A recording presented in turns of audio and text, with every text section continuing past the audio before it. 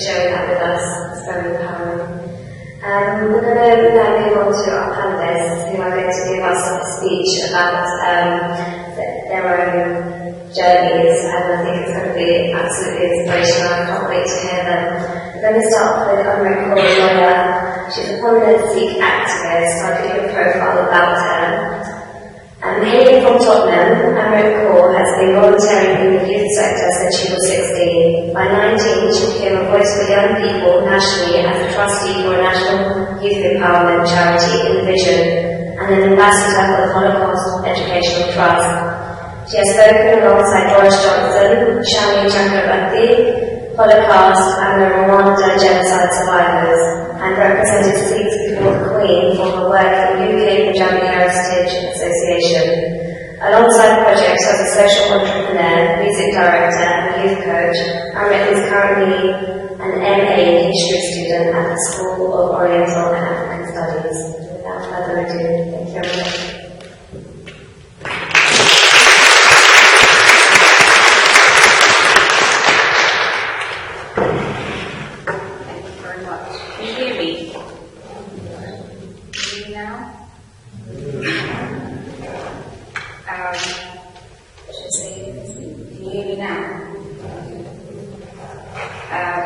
Good evening.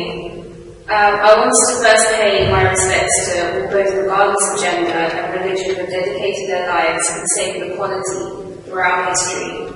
I would also like to thank the City Sikhs Network for giving me this platform. Every Sikh is an ambassador of the Sikh faith, and I am in no way a representative of the diversity of the Sikh community, but I do feel I am an advocate of the Sikh message. Although my sources of inspiration are never gender-specific, there are many Sikh women who I look up to.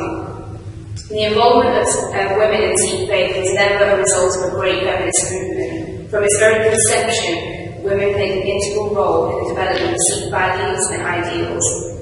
Guru Nanak, the founder of Sikhism, preached equality, and Sikh women contextualized and identified with his message in their own way. For example, Bibi Nanki, Guru Nanak Dev Ji's elder sister, is considered the first Sikh. Mother Bibi set up the institution of Langar, the free and equally accessible service of food. And my Babu and Mother Sardar were generals of the Sikh armies in the 17th century. These are women that are pillars in Sikh history and sources of inspiration to all Sikhs. Then there are the more recent and less known Sikh women. I'm a co-producer and music director of a play, The Tales of 1947. In 1947, British India was partitioned into India and Pakistan, and this play questioned the boundaries drawn and its impact on Sikh as well as Hindu and Muslim identities. It was women who bore the brunt of the partition violence. They were raped, mutilated, and even killed by their own fathers so that they were not preyed on by the other religion. When women had become contested territory, not only am I inspired by all of these three faiths, women from all three faiths that stood their ground amongst the massacres, but also women who stood up to injustices since, especially the Sikh massacres of 1984. I sang a poem in the play from a Sikh poet who is also less known. Amrit Kaur wrote about the plight of women from a woman's point of view, and her most powerful poetry was in the context of partition. She was a voice for these voiceless and silenced women, and I urge you to read her poetry. I've always believed that we should not distance ourselves from people we look up to. There are so many Sikh women that I have come to know in my life that inspire me. All these women who transcended boundaries constructed and imposed on them by society. They have put their purpose before expectations. And faith is such an important source of strength for them. I've learned from them that true empowerment comes from within, and it must be used to empower others. Expressing myself through the arts and music has always given me confidence. I began playing Serenity when I was 13, and by 14 I was touring internationally as part of the Sikh music group. I met Sikhs in India as well as the Sikh diaspora around the world. We often talk about the Sikh identity and how you must look a certain way. There is also a focus on the external. For me, identity is an internal development. It's knowledge, it's experience, and it's growth. My education at SARAS, the School of Oriental and African Studies, specialising in South Asian history, has redefined my identity as a member of the Sikh diaspora. If we delve into Sikh and South Asian pre-colonial history, we find identity is fluid and constantly changing. In this way, identity cannot be categorized and it cannot materialize, despite the convenience of boxing up and labeling in today's society.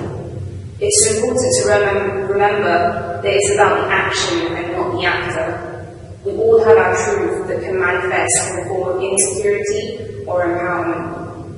Aside from the arts and education, it's the work I do as a volunteer and a youth coach that empowers me at a whole new level. I'm a volunteer for the UK Punjab Heritage Association, the organisation behind the Golden Temple GT 1588 exhibition, which was at my university in 2011. This exhibition humanised Sikh history and empowered visitors to interpret history from sources in their own way and redefine themselves without curators preaching and imposing a given ideal.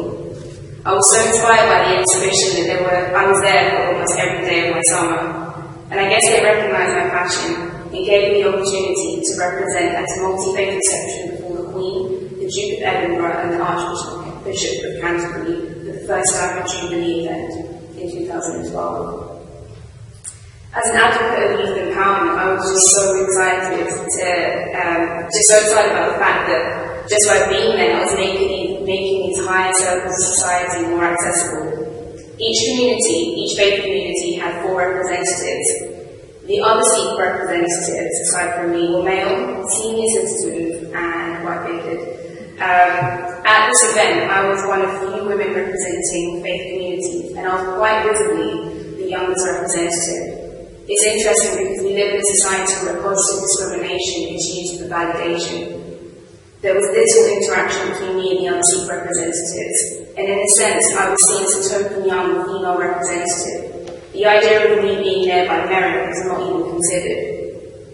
This ignorant response only motivated me. The exposure I got from meeting the Queen led to young Sikhs and women approaching me as they realised that their voices could be heard in those circles. This interaction has given me the perfect opportunity to in turn encourage other young people and women to learn about Sikh history, ideals and values, and also represent too. Since then, I've also been an advocate of UK Punjab Heritage Association's cause at multi-faith gatherings at Lambeth Palace and at an unveiling of the new Victoria Cross designs in the lead up to the Empire Faith and War exhibition later this year, as part of the centenary commemorations of World War I. They as an organisation actively involve everyone. All you need is passion and willingness to learn. At the same time, I'm aware that there are established Sikh organisations in which gender does play a role. From my experience, these institutions that are led by traditional community leaders who claim to be the authentic voice of the Sikhs. I've also realised that these organisations are clearly patriarchal. From my experience, I feel that when there is gender discrimination, it's largely tied up with South Asian cultural practices, which includes Punjabi culture, and it has no place in the Sikh context. So my message to Sikh women would be to realise this. These inequalities are institutionalised cultural constructs.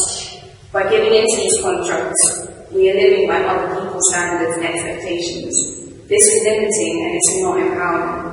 True empowerment comes from within, and it is this kind of empowerment that makes me forget about my gender and allows me to focus on my purpose. We are in control of how we are perceived and treated. We give rise to ego by being insecure. This is a meditation for me, and it's a reason why I continually feel empowered to empower. Thank you very much.